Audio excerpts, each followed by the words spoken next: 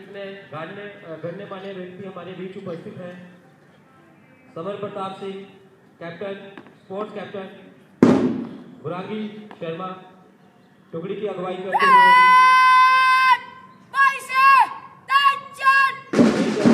दी गई समर प्रताप द्वारा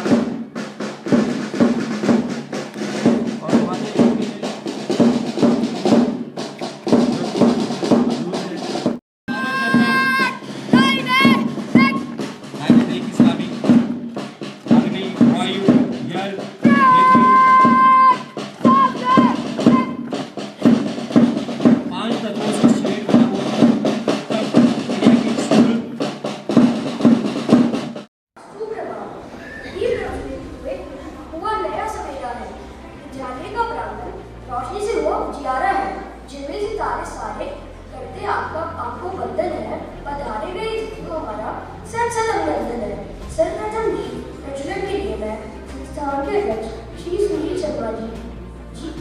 मुख्य अतिथि डॉक्टर सुदेश रैना एवं डॉक्टर संतोष शर्मा, अतिथिगण डॉक्टर केसी शर्मा जी और डॉक्टर उमा शर्मा जी को मंच पर आमंत्रित करते हुए कि वे मंच पर आए और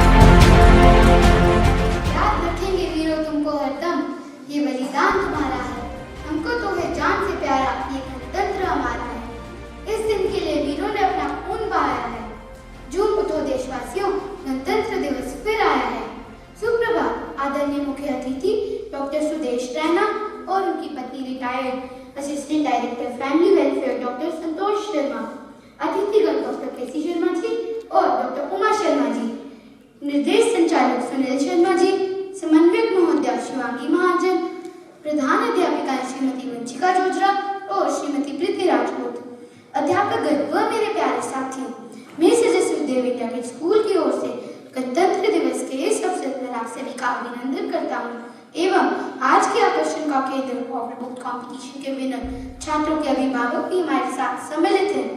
मैं इंडिया के स्कूल की ओर से आप सभी का स्वागत करता हूँ। जैसा कि हम सब जानते हैं, आज का दिन भारत के इतिहास में स्वर्ण अक्षरों से लिखा गया है और यह सिर्फ एक दिवस ही नहीं बल्कि स्वतंत्र भारत की स्वतंत्रता का प्रतीक। आज हम सभी मिलकर भारत के 75वें गणतंत्र दिवस का जश्न मना रहे हैं। ये दिन देश के इतिहास में एक ऐसा दिन है जब हमारा संविधान 1950 के 26 जनवरी को लागू हुआ था। इस गणतंत्र दिवस के अवसर पर हमें उन लोगों को याद करना चाहिए जिन्होंने हमें स्वतंत्रता दिलाई है। हम उनकी यादों को सम्मान देते हुए उनकी जयंती पर भी ध्यान देना चाहते हैं। नववर्ष के आते ही जनवरी माह में अनेक त्योहार मनाए जाते हैं, जैसे अलग अलग राज्यों में लोहड़ी, मकर संक्रांति, पोंगल और गणतंत्र दिवस पूरे भारत में हर्षोल्लास के साथ मनाया जाता है। इसलिए हम कहते हैं गणतंत्र है भारत का संविधान और पोंगल है दक्षिण की शान। पोंगल के पर्व पर आप प्रकृति से मिलें। उम्मीद है मीठे और स्वादिष्ट चावलों के साथ हर दिन खिले। अब मैं कक्षा 6 की छात्रा सावी शर्मा को मंच पर आमंत्रित करता हूँ कि वे पोंगल पर व्याख्यान प्रस्तुत करें। मैं सावी शर्मा आज आपको पोंगल के त्योहार के बारे में कुछ बताना चाहूँगी। पोंगल के पर्व पर आप प्रकृति से मिलें। उम्मीद है मीठे और स्वादिष्ट चावलों के साथ हर दिल खिले। भारत को त्योहारों का देश कहा जाता है। यह अलग संस्कृतियों और परंपराओं का देश है। यहाँ अलग अलग धर्म, संस्कृति, राज्य आदि सब मिलजुल कर कई त्योहार मनाते हैं। इन त्योहारों में लोगों का उत्साह देखते ही बनता है। उत्तर भारत में दीपावली, होली आदि त्योहार मनाए जाते हैं, तो दक्षिण भारत में पोंगल, ओणम आदि त्योहार आते हैं। दक्षिण भारत में यह पर्व मुख्य रूप से तमिलनाडु, आंध्र प्रदेश, कर्नाटक और केरल में मनाया जाता है। दक्षिण भारत का मुख्य भोजन धान है। पोंगल इसी से जुड़ा एक विशेष पर्व है। जब धान की फसल पक जाती है तब वहाँ के किसान अपनी खुशी व्यक्त करने के लिए इस त्योहार को मनाते हैं। दक्षिण भारत में इसी दिन से नए साल का आरंभ भी माना जाता है। पोंगल हर साल जनवरी के महीने में मनाया जाता है। यह 4 दिन का त्योहार होता है। पहले दिन भोगी पोंगल मनाया जाता है। इस दिन लोग अपने घरों की साफ सफाइयां करते हैं, उसे अलग अलग ढंग से सजाते हैं। इस दिन नए चावल के आटे से रंगोली भी बनाई जाती है। इस दिन वर्षा के देवता इंद्र की पूजा करके उन्हें धन्यवाद दिया जाता है तथा प्रसाद के रूप में उन्हें चावल चढ़ाए जाते हैं। इसके बाद लोग चावल का दलिया बनाकर अपने सभी संबंधियों और मित्रों को भोजन के लिए आमंत्रित करते हैं। इस दिन चावल खाना बहुत शुभ माना जाता है। दूसरे दिन सूर्य की पूजा होती है। इसे सूर्य पोंगल कहते हैं। ऐसा माना जाता है कि सूरज की कृपा से ही धान की फसल होती है। इस अवसर पर सूर्य को चावल, दूध, मूंग दाल, गुड़, घी और मेवों से बना शतकाई नामक व्यंजन चढ़ाया जाता है। महिलाएं घर में सूर्य की आकृतियां बनाती हैं। तीसरे दिन मट्टू पोंगल के रूप में मनाते हैं। इसमें गाय, बैल आदि पशुओं को नहलाने धुलाने के बाद उनका तिलक किया जाता है। उन्हें फूल मालाएं पहनाई जाती हैं। उनके सींगों को कई तरह से सजाया जाता है। उनकी पूजा की जाती है। इस दिन खेतों में गोबर से गणेश की प्रतिमा बनाकर उसे फूलों से सजाया जाता है। फिर मिट्टी के बर्तनों में नए चावल, शक्कर, दूध आदि से बनी खीर से गणेश जी को भोग लगाया जाता है। इस अवसर पर बैलों की दौड़ का आयोजन भी किया जाता है। चौथे दिन कन्या पोंगल होता है। इस दिन काली मंदिर में कन्याओं की पूजा की जाती है। रात को लोग व्यंजन बनाते हैं। भोजन करने के बाद सब बड़े बुजुर्गों का आशीर्वाद लिया जाता है। इस तरह यह त्योहार संपन्न होता है। पोंगल का पावन त्योहार आपके जीवन में लाए खुशियां हजार। मुबारक हो आपको पोंगल का त्योहार। धन्यवाद। आगे साल का पहला त्योहार, खुशी से गाओ लोकगीत और बनाओ पकवान। अब अगली प्रस्तुति को देखने के लिए तैयार हो जाइए। अगली प्रस्तुति कुछ देर में हमारे सामने आने वाली है। हम उसके लिए उत्सुकता से इंतजार कर रहे हैं। तो पोंगल और गणतंत्र दिवस का मैशअप लेकर आ रहे हैं इंडिया किड्स स्कूल के छात्र। जोरदार तालियों के साथ उनका स्वागत करें।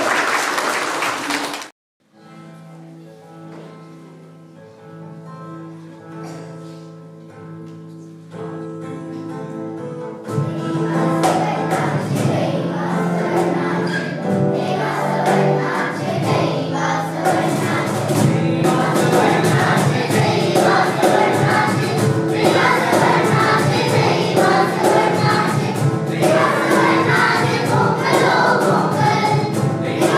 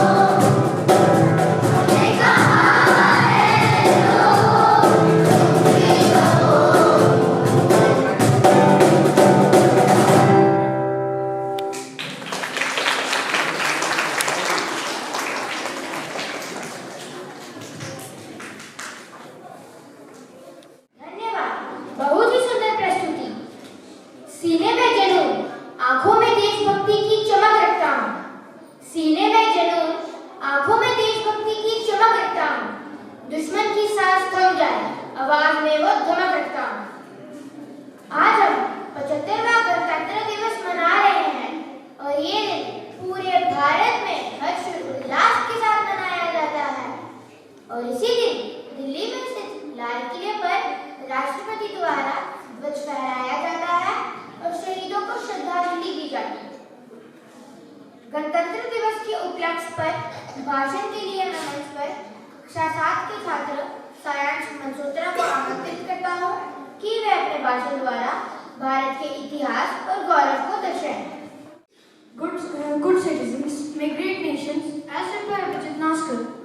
Once, Mark Twain said that India is the cradle of human race, the birthplace of human speech, the mother of history, the grandmother of legend, and the great-grandmother of tradition. Good morning, everyone. My name is Sayansh Malhotra of Class 7 of India Kids School. Respected Chief Guest, Guest of Honor, Coordinator, Managing Director, Headmistresses, and my dear friends. It is an honor to stand before you on this momentous occasion of India's 75th Republic Day. Today, we celebrate the day when our Constitution came into effect, marking the new era of democracy, freedom, and equality. As we reflect on the sacrifices made by our freedom fighters, we renew our commitment to build a united and progressive India. We must continue to work towards creating a society where every citizen has equal rights, opportunities to succeed and thrive.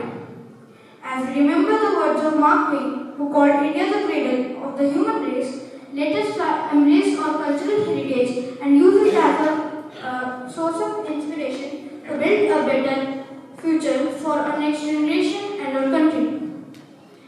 In conclusion, I would like to leave you with the words of Abhijit Naskar, who said that good citizens make great nations. Let us try to be good citizens and work towards building a better India. जय हिंद, जय भारत। ना पूछो जमाने से कि क्या हमारी कहानी है, ना पूछो जमाने से कि क्या हमारी कहानी है। हमारी पहचान तो बस इतनी है कि हम सब हिंदुस्तानी हैं। अपने मन के भावों को पंक्तियों में पिरोने के लिए कक्षा 2 के छात्र कारुण्या, अर्जुन, शिव्याक्षी और नागर आ रहे हैं बहुत ही सुंदर कविता लेकर। तो जोरदार तालियों के साथ मंच पर उनका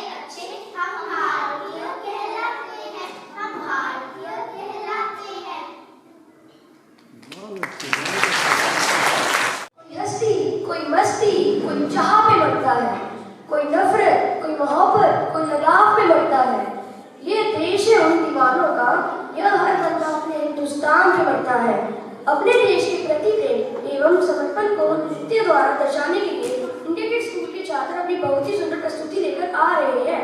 उनका जोरदार तालियों के साथ स्वागत करें।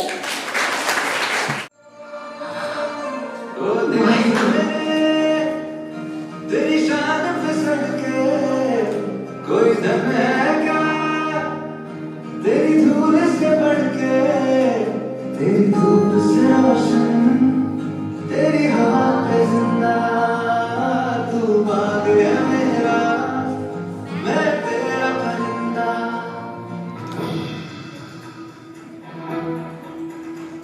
कदमों से मिलते हैं कंधे, कदमों से कदम मिलते हैं, हम चलते हैं जब ऐसे तो दिल दुश्मन के हिलते हैं। हमसे मिलते हैं कंधे, कदमों से कदम मिलते हैं, हम चलते हैं जब ऐसे तो दिल दुश्मन के हिलते हैं। कंधों से मिलते हैं कंधे, कदमों से कदम मिलते हैं, हम चलते हैं जब ऐसे तो दिल दुश्मन के हिलते हैं। हम चाहते भी पर लेकर तुम देखो जब लेंगे हम जान अपनी मंजिल पर।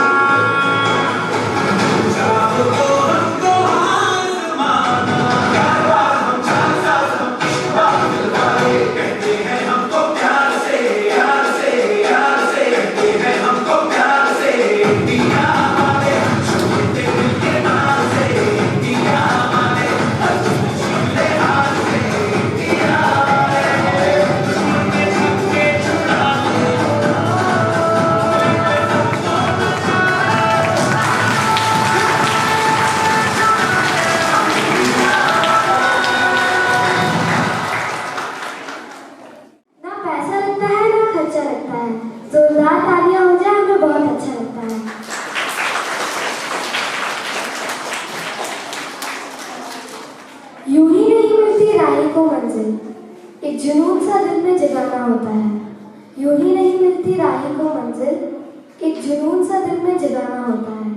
पूछा चिड़िया से कैसे बना आशियाना, बोली भरनी पड़ती है उड़ान, बार बार तिनका तिनका उठाना होता है। अब समय है इंडियन फिल्म स्कूल के होनहार छात्रों को उनकी उपलब्धियों के प्रमाण पत्र वितरित करने का, जिन्होंने ओगो बुक कॉम्पिटिशन में एक मुकाम हासिल किया और अपना और अपने स्कूल का नाम रोशन किया।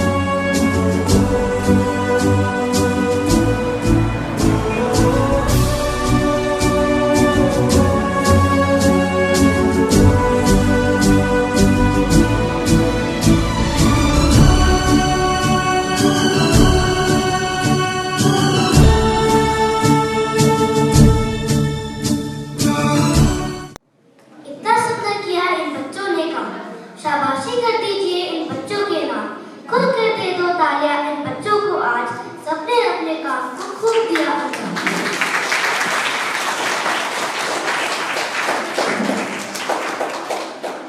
अब मैं पधारे गए मुख्य अतिथि डॉक्टर सुदेश रैना जी को मंच पर आमंत्रित करती हूँ कि वे मंच पर आए और बच्चों का हौसला बढ़ाएं एवं अपने आशीष वचनों से हमें अनुग्रहित करें। डॉक्टर केसी शर्मा जी, madam Uma Sharma ji, India kids school के प्रिंसिपल मिस्टर सुनील जी, इसी स्कूल के अध्यापक व अध्यापिकागण, बच्चों के अभिभावक और प्यारे बच्चों,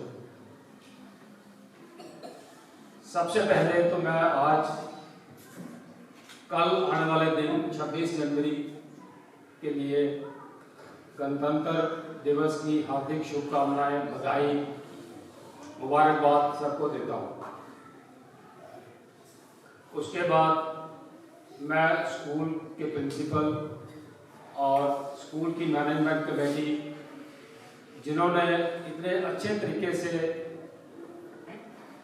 छोटे छोटे बच्चों को प्रशिक्षण देकर इतना सुंदर कार्यक्रम यहाँ पे हमें देखने को मिला, उसके लिए इनको मुबारकबाद देता हूँ। और सुनील जी को मैं धन्यवाद करता हूँ कि उन्होंने मुझे और मेरी वाइफ, जिनको के चीफ गेस्ट के तौर पर यहाँ पे बुलाया था, आज यहाँ आने का अवसर दिया और बच्चों का इतना सुंदर कार्यक्रम देखने का अवसर दिया। क्योंकि आज का ये समय बच्चों को संबोधन करने का है, तो बच्चों के लिए मैं ये कहूँगा कि बच्चों को ये पता होना चाहिए, क्योंकि इस उम्र में गाना बजाना नाचना ये तो होता है, लेकिन उम्र ऐसी होती है कि हम परिस्थितियों को, चीज़ों को, बातों को इतनी गंभीरता से नहीं ले पाते, क्योंकि हमें इतनी मैच्योरिटी नहीं होती। तो मैं बच्चों को आज ये बताना चाहता हूँ कि जीवन में जो भी आप करो, जो भी कार्य करो, उसका एक उद्देश्य होना चाहिए। आज चूंकि आप यहाँ पे एकत्रित हुए हैं, आपने इतना अच्छा यहाँ पे प्रोग्राम किया, किस उपलक्ष्य में किया? गणतंत्रता दिवस के उपलक्ष्य में, जो कि कल 26 जनवरी को आने वाला है। तो आप सब बच्चों को ये पता होना चाहिए कि ये गणतंत्रता दिवस है क्या।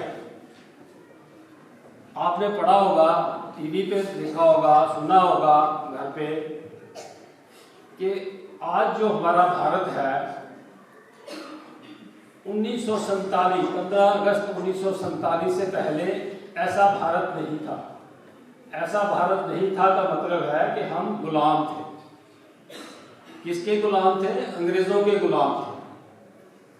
1600 में ईस्ट इंडिया कंपनी के नाम से व्यापार करने के लिए अंग्रेज यहाँ पे आए थे।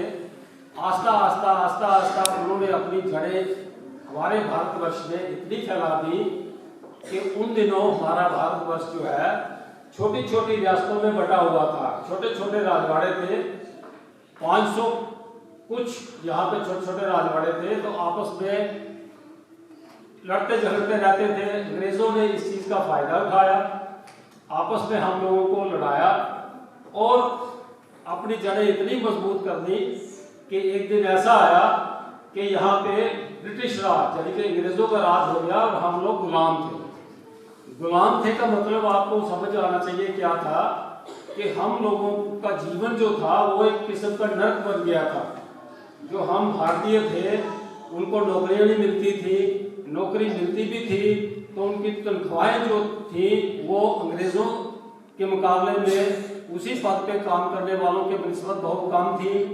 बहुत हम पे जुल्म ढाए जाते थे, हमें मेहनत मजदूरी करवाई जाती थी, खाने को कुछ नहीं दिया जाता था, अनाज इतना होता था हम जो कि हम ही लोग पैदा करते थे, लेकिन उस अनाज को वो लोग समुद्र में जाके फेंक देते थे ताकि हम भारतीय अनाज के लिए ही मेहनत मशक्कत करते रहे और हमारी सोच इससे आगे ना जाए और हम सारी उम्र गुलाम बने रहे। तो 15 अगस्त जब ये चीज इंतहा हो गई, जुल्म इंतहा हो गए, बहुत ज्यादा बढ़ गए, तो भारतीयों ने सोचा कि अब इन अंग्रेजों को यहाँ से निकालना ही पड़ेगा। तो कितने ही लोगों ने कुर्बानियां दी, कितने लोग जेल गए। उसके बाद ये बड़ी मुश्किल से हमें ये आज़ादी मिली 15 अगस्त 1947 को, जब अंग्रेज यहाँ से चले गए। अब आज़ादी तो मिल गई, लेकिन उसके बाद देश को चलाना भी था ना।